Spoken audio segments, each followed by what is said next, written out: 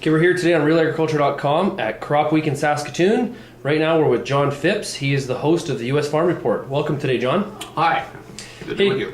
John, you're the big keynote speaker tonight. You're going to be talking about the politics and policies affecting the grain industry.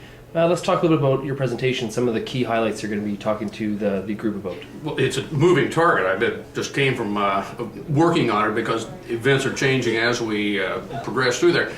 What Kevin and I discussed when I was invited to speak up here, normally I don't handle topics quite of this gravity. I don't consider myself a political pundit. Nonetheless, it's become obvious that there are a lot of things going on in the grain markets which don't seem to match up to what the supply and demand tables have.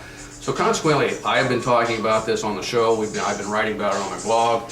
And what we're looking at, and it was interesting as I started to research it, it came down to, gosh, what isn't affecting grain prices? What policy and politics? Because we know that the political situation in the United States is in such a unique and historic juncture right now that just the blowback from other policies now shows up in money wanting to own commodities, for instance. And so consequently, it was surprising to me how long the list got of the policies and politics that are affecting us. But it's also, we're sitting at a historic time. We're certainly writing an economic history, and in the United States we're writing political history. And in the historic times are generally a murky haze. It's like any battlefield. People rarely know what's going on, and there are no clear insights. If there is any core message that I hope I can convey, it would be that it turns out we're all just about as expert as any talking head, such as this one, on television.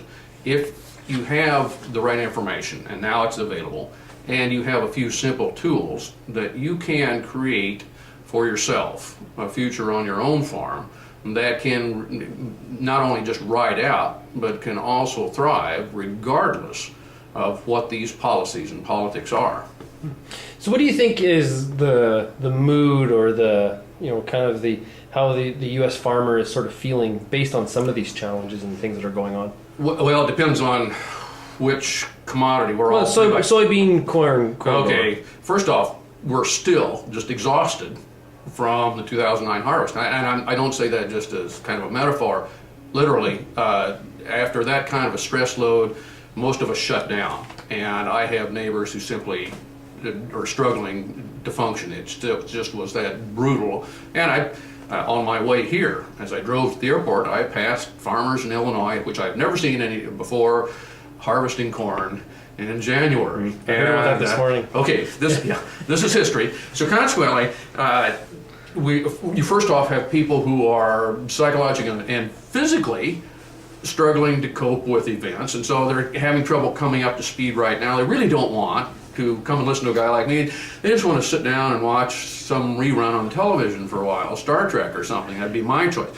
Unfortunately, the world doesn't care whether we need a break or not. And so the first thing that I think is important is that we have to make an extraordinary effort to at least stay in touch with what is occurring. Because what we've noticed is that, and the marketing experts we have on U.S. Farm Report keep pointing out, the windows of opportunity seem to whip by really fast. And we have, with the reports this week in the United States of crop production, which caught everybody flat-footed, we saw another window close in a hurry. So consequently, it's one of those problems that living in historic times can be exciting, and you also have a chance to affect the future.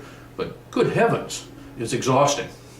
I know that I've heard that you're a big you like to look at history and some of the challenges and things we've learned and how we like I heard you mention before. If you look at farming, we've gone through some very historic periods and we've got through them. How do you think we're going to look back at this period? I think too many of us, unfortunately, look back and say, criminy, if I had only done X, these good things could have resulted. But that's the benefit of hindsight. We could say that about any period. If I only bought more ground back in the 80s, well, I did. It turns out we're all pretty much doing the best we can at any given time. But what I think we will look back on this and say we made a pivot nationally that agriculture was a part of. and it changes us. We're going to make some kind of decision about climate change and how we feel about it. In the United States, it's still unclear how that's going to sort out. We're going to make a decision about whether people have a right or an assurance of health care. And for self-employed people like farmers, I have been trying to point out that's a huge issue. We have far too many spouses on farms whose job it is to work somewhere so that they can get health insurance, which is a bizarre way and a non-economic decision to make. If something happens at that point, I think you'll see enormous consequences in agriculture. It will change the people, it will change the faces of the people who farm. I think we'll see an influx of women if we get health care reform, which is kind of a long linkage, but that's one that I will point out tonight. I think you'll see an influx of younger people, and which will raise the level of competition. Everybody talks about bringing the best and brightest back, but if you stop and think about it, if you're an existing competitor, that's the last thing you want to see happen. Is, you know, if you're the old veteran who wants to see the 25-year-old rookie show up with a 105-mile-an-hour fastball. No, you want the guys you've been seeing for the last 20 years and you know their pitches. So consequently, there are some, I think, some exciting possibilities that loom, and I think we will be able to date the beginning of the trends that will shape my sons and my grandchildren's farming careers. If that occurs, they can trace back to 2008, 9, and 10. So what do you think is on the horizon? You know, we've had a huge amount of volatility influx into the markets. That has been some of the stress points for a lot of people, and you mentioned that. You know, what are some of the other things that we can expect in the next 2 to 5 years? Well, we were 18 months into this recession, and there's a psychological time scale for how brains adapt to high stress loads. We're about to get to where I think we're ready to go on. We're tired of being terrified and worried and make some decisions. And also, some people are going to cut bait. They're going to say, I've waited for my job to come back. I have to do something else, and go on from there. This is typical of how recessions resolve themselves.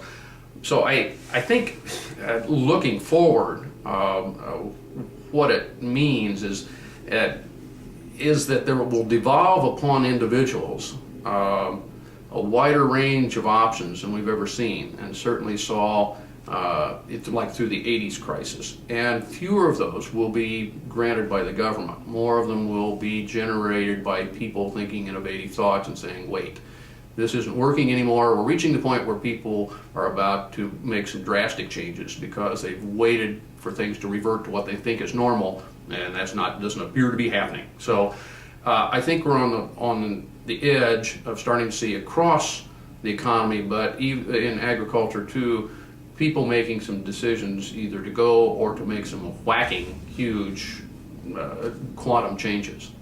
Well, John, thank you very much for joining us today. Good to be with you.